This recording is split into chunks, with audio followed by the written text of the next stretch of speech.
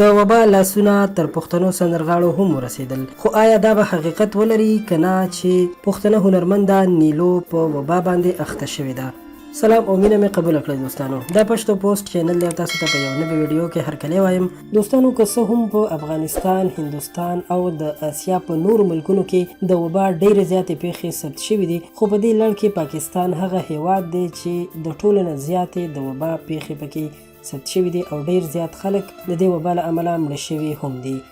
سوات د پښتونخوا هغه سیمه ده چې د پښتونخوا د نورو سیمو او د نورو ښارونو په مقابله کې دغلته د وبا پیښې ډېرې زیاتې ثبت شوي دي او دا خبره هم د یادولو وړ ده چې د پښتو زیاتره سندرغاړي او سندرغاړي د سوات سره تعلق لري. اوس مهال د سوات روغتیايي ادارې یو خبر خپور کړی چې پکې ویل شوي دي چې پښتنه هنرمنده نیلو جان د وبا ښکار شوې ده. دا خبر په ډېرو شخصي رسنیو او په سوشل میډیا باندې هم خپور شوی و، خو نیلو د دغه ټولو خبرونو تردید په خپله یو ویډیو کې کړی دی. هغه په یو ویډیو کې راښکاره شوې ده چې د ټولې کورنۍ سره ولاړه ده، چې د هغې مور، ورونه او د کورنۍ نور غړي ولاړ دي، چې په خپلو خبرو کې وایي چې اوس خلک غواړي هنرمندان ختم کړي.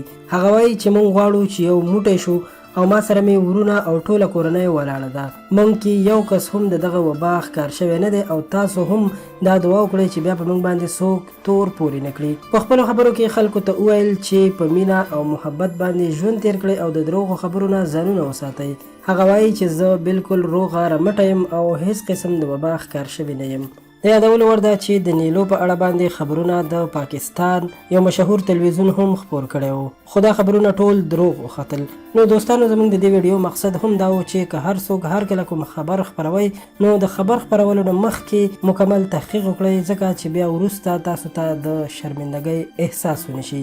قدرمنو دوستانو، موږ به د الله تعالی نه دا دعا کوو چې الله تعالی دې د مسلمانانو په حال باندې خصوصي رحم وکړي او د دې وبا دې الله پاک مخنیوی وکړي. که ستاسو هم د زړه همدغه دعا وي او همدغه اواز وي نو مهرباني وکړئ په کمنټ کې راته امین خامخا ولیکئ. ویډیو در سره لایک کړئ او له نورو ښایسته او معلوماتي ویډیوګانو لپاره در سره زموږ چینل پښتو پوسټ خامخا سبسکرایب کړئ. ډېره مننه.